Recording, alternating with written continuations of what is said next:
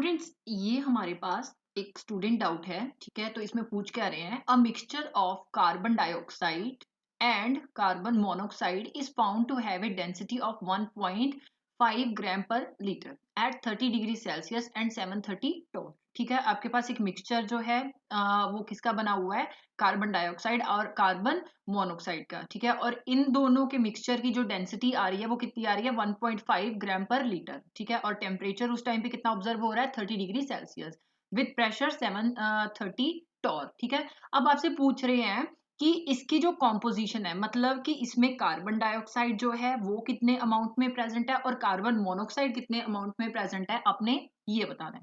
ठीक है, तो पहले हम क्या करेंगे, हम पहले गिवन वैल्यूज लिख लेंगे। तो you just write solution, right. So here rho given है, रो कितनी है हमारे पास, 1.5 ग्राम पर लीटर, राइट। अब हमारे पास टेम्परेचर जो है वो गिवन है, तो अब टेम्परेचर मेंशन कर लो। टेम्परेचर जो है हमारे पास 30 डिग्री सेल्सियस गिवन है। हम क्या करेंगे, हम इसको ऐसा यूनिट में फर्स्ट ऑफ ऑल कन्वर्ट करेंगे। तो 30 प्लस 273 केल्विन। ठीक है, तो ये क्या आ गया हमारे पास, 303 केल्विन आ गया। ठीक है, टेम्परेचर जो है वो भी हमने केल्विन में कन्वर्ट कर लिया। अब प्रेशर जो है वो टॉर में गिवन है। ठीक है, और ऐसा यूनिट हमारे पास प्रेशर के क्या होते हैं, 1 एटमॉस्फेयर होते हैं, तो हम इसको एटमॉस्फेयर में कन्वर्ट करेंगे, right. So you can write P equal to 730 torr, right. अब मैंने इसको एटमॉस्फेयर में कन्वर्ट करना है, तो मैं क्या करूंगी, 730 जो है इसको जब 760 के साथ डिवाइड कर दूंगी तो मेरे पास यूनिट किस में आ जाएंगे, एटमॉस्फेयर में आ जाएंगे। आप ब्रैकेट में लिख सकते हो, अब पहले इसको सॉल्व कर लो। जब आपने 730 को 760 के साथ डिवाइड किया तो यू गेट 0.9605 एटमॉस्फेयर। ठीक है, आप ब्रैकेट में लिख सकते हो कि 1 एटमॉस्फेयर जो है वो हमारे पास 760 टॉर के इक्वल आता है, राइट। तो अब हमारे पास प्रेशर भी आ चुका है। ठीक है, अब हमने करना क्या है, हम पहले जो है इनकी जो percentage composition of carbon monoxide और कार्बन डाइऑक्साइड है वो लेट कर लेंगे। ठीक है, तो आप लिख लो, let percentage composition of carbon monoxide equal to X. ठीक है, अब अगर मेरा टोटल जो सोल्यूशन है, मतलब मिक्सचर को मैं यहाँ पे सोल्यूशन कह रही हूँ, वो अगर मेरे पास 100 ग्राम का है तो डेफिनेटली अगर मैं इसको एक्स मान रही हूँ तो मेरे पास जो कार्बन डाइऑक्साइड है वो कितनी हो जाएगी। तो अब percentage composition of carbon dioxide लिख लो, percentage composition of carbon dioxide in mixture equal to 100 का मैं टोटल मिक्सचर मान रही हूँ, 100 माइनस एक्स जो है मेरे को कार्बन डाइऑक्साइड की कंपोजिशन दे देगा, राइट। अब अगर हम देखें, ठीक है, तो हमें पहली चीज क्या फाइंड आउट करनी है, फर्स्ट ऑफ ऑल हमें जो है average molecular mass of mixture जो है वो फाइंड आउट करना है। ठीक है, तो मैं क्या कहूंगी कि एवरेज मॉलिक्यूलर मास जो है उसको मैं कैपिटल एम के साथ डिनोट करती हूँ। एवरेज मॉलिक्यूलर मास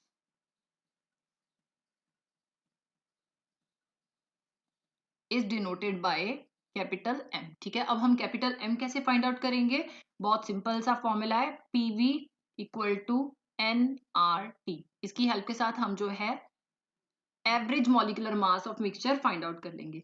अब यहाँ पे ये एन क्या है, हमारे पास नंबर ऑफ मोल्स है। ठीक है, हमें पता है कि नंबर ऑफ मोल्स क्या होते हैं किसी पर्टिकुलर गैस के, actual weight of that gas over molecular weight of that gas. ठीक है, तो ये क्या आ जाएगा, PV equal to small m actual weight of that gas over molecular weight of that gas into R into T. ठीक है, यहाँ पे वेट और मास एक ही बात है, तो आपने कंफ्यूज नहीं होना है। अब हम इसको क्रॉस मल्टीप्लाई कर देंगे, ये पीवी जो है डिनोमिनेटर में ले आएंगे और ये एम जो है कैपिटल इसको हम न्यूमरेटर में ले जाएंगे। तो ये क्या आ गया, M equal to small m R T by P V, right. ठीक है ना, अब आप क्या करोगे, आपको पता है स्मॉल एम ओवर वी ये हमारे पास क्या देता है, डेंसिटी देता है। तो आप ब्रैकेट में लिख सकते हो rho equal to mass upon volume, right.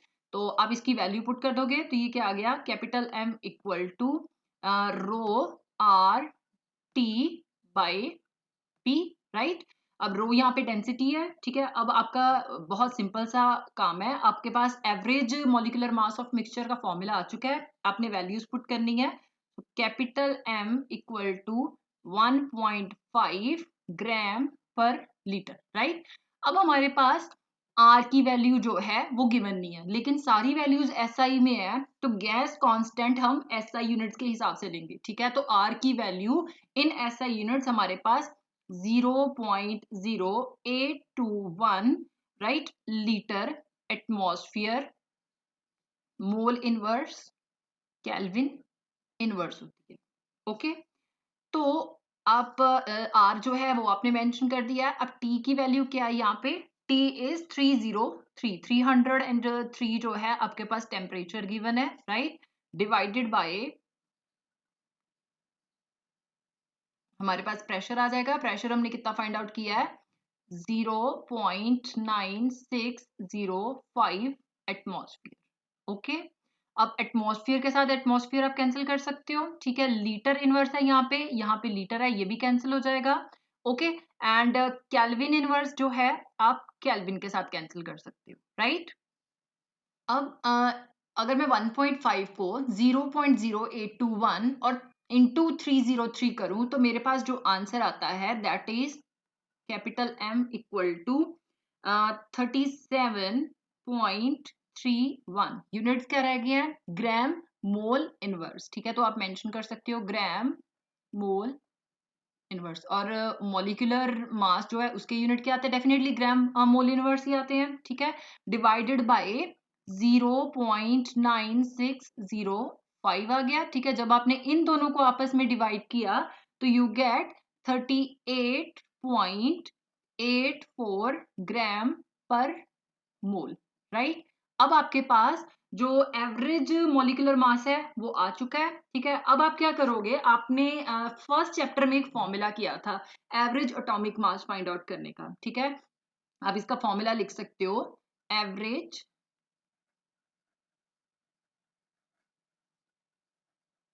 Molecular mass equal to percentage composition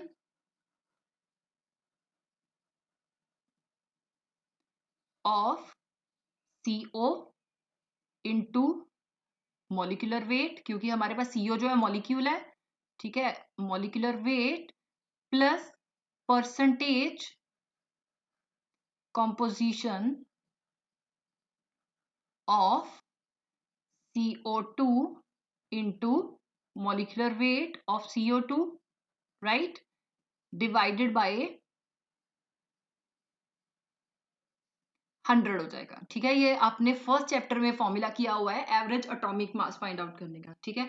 तो हमने एवरेज एटॉमिक मास की जगह पे मॉलिक्यूलर मास फाइंड आउट करना है, तो डेफिनेटली यही फॉर्मूला हम अपने हिसाब से जो है मॉडिफाई कर लेंगे, ठीक है। अब परसेंटेज कंपोजिशन ऑफ CO हमने कितनी ली हुई है, दैट इज x, ये हमने x अज्यूम कर ली थी, ठीक है। और मॉलिक्यूलर वेट ऑफ CO कितना आता है हमारे पास, 28 आता है। ओके, आप साइड पे जो है दोनों के मॉलिक्यूलर वेट्स लिख सकते हो, mole weight of CO equal to carbon का कितना होता है, 12 होता है, ठीक है। ऑक्सीजन का 16 होता है, ठीक है। तो ये दोनों मिलके कितने हो गए, 28 ग्राम पर मोल, राइट।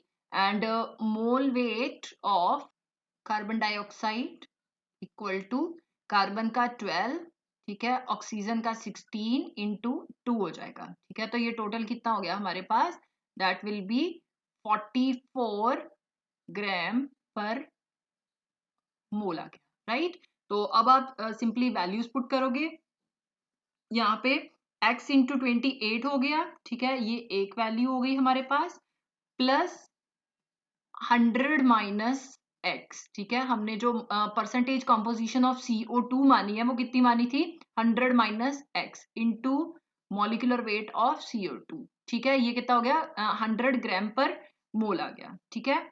अब डिवाइडेड बाय आपके पास क्या आ गया, 100 आ गया, राइट। तो हमारे पास यहाँ पे कितना एवरेज एटॉमिक मास आया हुआ है, दैट इज 38.84 ग्राम पर मोल, राइट? इतना ही है। ओके, अब आप क्या करोगे, आप सिंपली इनको सिंप्लीफाई कर लोगे, ठीक है? तो x ये 28x हो गया, ठीक है, प्लस 100 इंटू 44, 4400 आ जाएगा, right? Minus 44 into x, 44x हो गया, ठीक है? ये 100 जो है ये मैंने क्रॉस मल्टीप्लाई कर दिया इस वैल्यू के साथ। यहाँ पे भी ग्राम पर मोल था, यहाँ पे भी ग्राम पर मोल था। मैंने क्या किया, मैंने ग्राम पर मोल दोनों जगह से जो है कॉमन निकाल लिया, राइट? ग्राम पर मोल, यहाँ पे भी ग्राम पर मोल है। अब जब मैंने 100 को 38.84 के साथ मल्टीप्लाई किया तो आई गेट 3884 ग्राम पर मोल, राइट? ये मैंने इसके साथ कैंसिल कर दिया। अब मेरे पास क्या है, मेरे पास परसेंटेज कॉम्पोजिशन, या आप कह लो कि कॉम्पोजिशन जो है किस प्रोपोर्शन में कौन सा कंपाउंड प्रेजेंट है वो आ जाएगी। अब ये 44 यहाँ पे प्लस का है, मैं इस साइड ले आऊंगी तो माइनस का आ जाएगा, ठीक है? तो 3884 minus 4400, right? 28x minus 44x, ठीक है? तो ये क्या आ गया, अब माइनस 44 जो है वो हमारे पास माइनस का है, तो डेफिनेटली आंसर भी माइनस में आएगा, ठीक है? तो ये माइनस 16x हो गया, राइट? अब 3884 में से जब आपने 4400 माइनस किया तो you get minus 516, right? Equal to minus 16x। Minus के साथ माइनस में कैंसिल कर सकती हूँ, है ना? तो अब ये वैल्यू अगर मैं देखूं तो मैं x एक साइड रख के, अब डेफिनेटली यहाँ भी ये मल्टीप्लीकेशन में है तो इस साइड जब आएगा तो डिवाइड हो जाएगा, ठीक है? तो 516 डिवाइडेड बाय 16, ठीक है? तो ये जब मैंने सॉल्व किया तो x की वैल्यू मेरे पास आ रही है 32.25, मतलब कि इतनी प्रपोर्शन में जो है मेरे पास कार्बन मोनोक्साइड प्रेजेंट है, ठीक है? तो आप ये मेंशन कर सकते हो, percentage composition of CO equal to 32.25, right? And percentage composition of CO2 must be 100 minus x था, ठीक है? तो x की वैल्यू हमारे पास 32.25 आ गई है, तो आप इसको जो है सॉल्व करोगे तो ये कितना आ गया, 67.7, ठीक है?